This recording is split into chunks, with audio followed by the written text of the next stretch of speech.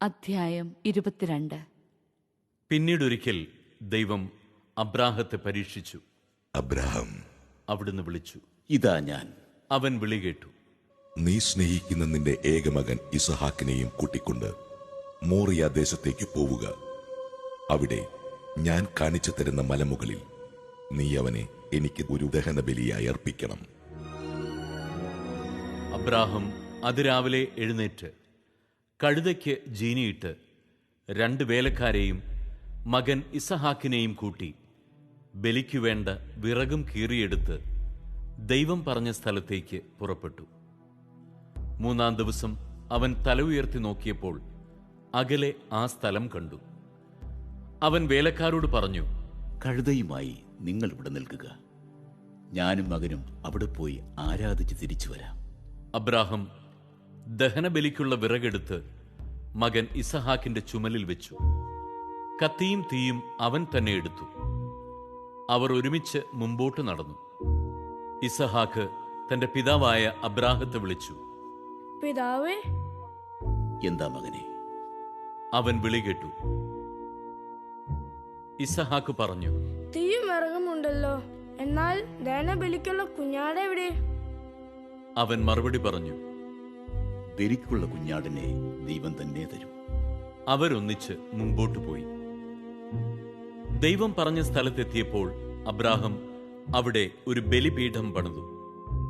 വിറക് അടുക്കി വെച്ചിട്ട് ഇസഹാക്കിനെ ബന്ധിച്ച് വിറകിന് മീതെ കിടത്തി. മകനെ ബലി കഴിക്കാൻ അബ്രാഹം കത്തി കയ്യിലെടുത്തു.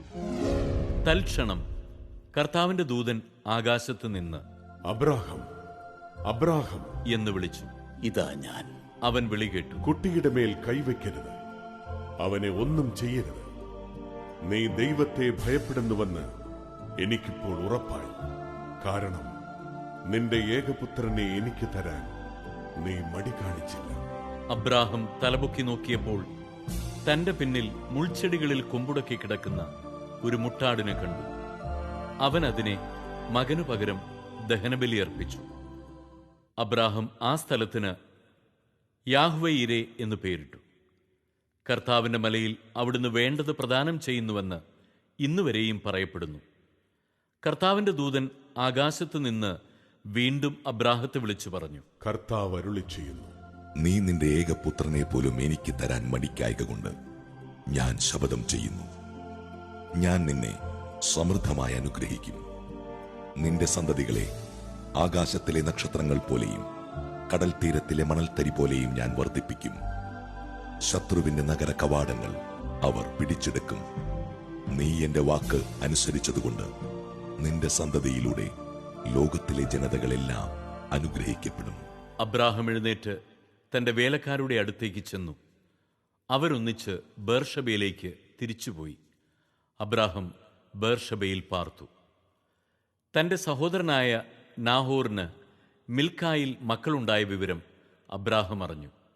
അവർ മൂത്തവനായ ഊസ്, അവന്റെ സഹോദരൻ ബൂസ്, ആരാമിന്റെ പിതാവായ കെമുവേൽ, കേസദ്, ഹാസോ, പിൽഷാദ്, ഇദ്ലാഫ്, ബത്തുവേൽ എന്നിവരായിരുന്നു.